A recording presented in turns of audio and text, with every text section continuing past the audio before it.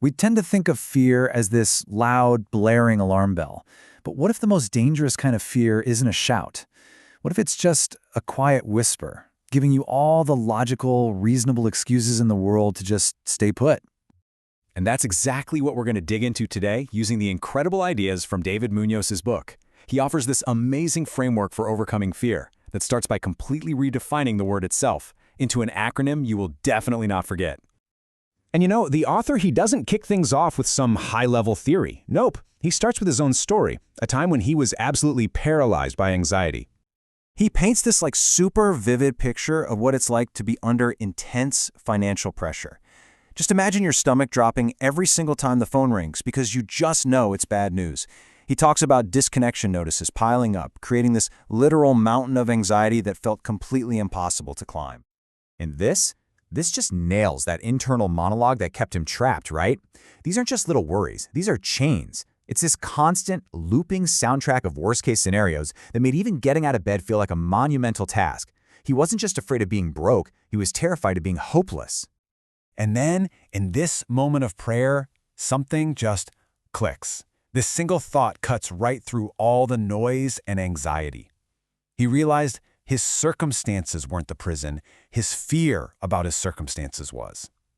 And that shift in perspective, it's the key to everything else we're going to talk about. Okay, so how on earth did he get out of that prison? Well, that moment of clarity led him to develop the central framework of his book, a totally new definition for what fear actually is.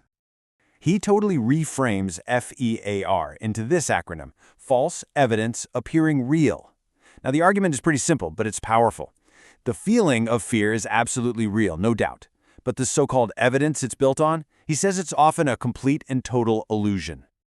All right, let's break this down letter by letter. It all starts with F for false.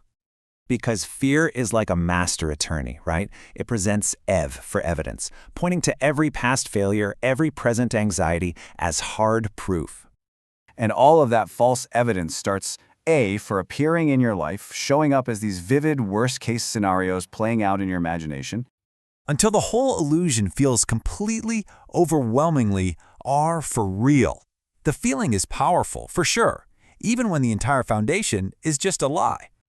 So, the big question is, how do you possibly fight something that feels so intensely real?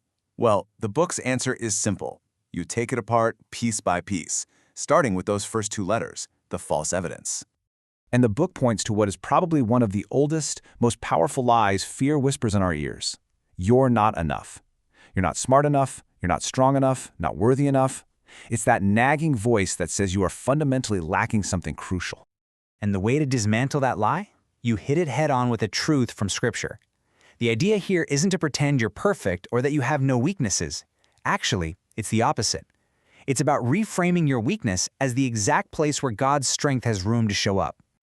Okay, this slide is fascinating because it puts two kinds of evidence side by side. Fear always wants you to look at the evidence of your past failures and your current feelings. But the author argues that faith asks you to look at a completely different set of evidence, God's past faithfulness and His future promises. It's all about making a conscious choice of where you're going to direct your attention. All right, so you've challenged the false evidence. But what about the appearing and the real parts? I mean, that's where the rubber meets the road, right? This next part is all about recognizing how the illusion takes hold and how to anchor yourself in a different, truer reality. See, fear isn't just a random feeling that pops up. It's more like a domino effect. It starts with a simple what-if thought. That little thought then sparks your imagination to create these vivid, disastrous movies in your head. Then you start speaking those possibilities out loud with phrases like, "I'll never be able to," which finally leads you to the action of just avoiding the situation altogether. A tiny thought literally becomes your reality.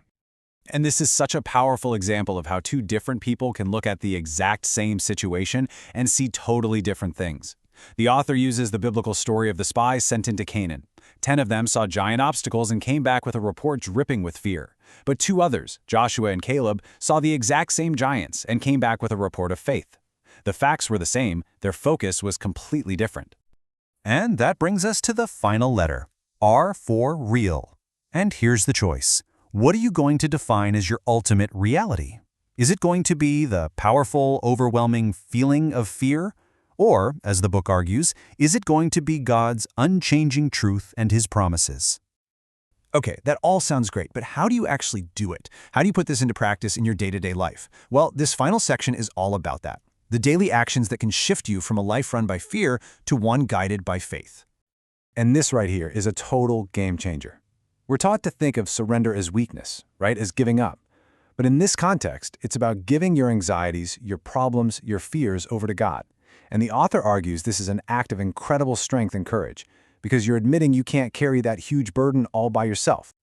So for the author, this simple phrase became his go-to tool, his daily anthem, really. Anytime that wave of anxiety would start to rise, he stopped trying to fight it or rationalize it. Instead, he would just repeat this: it's a conscious choice, an act of handing the problem over and shifting that weight off his own shoulders. And the beautiful thing is, this whole journey doesn't start with some massive, heroic leap of faith. It all starts with just one thought, one prayer, one tiny step forward in faith, even while you're still feeling afraid. It's all about building that momentum, one courageous choice at a time. And really, that's what this whole idea comes down to. It's an invitation to change the one fundamental question that's driving your life, to shift from a question that's rooted in fear to one that's rooted in faith. And the only question left for you is, which one are you going to ask?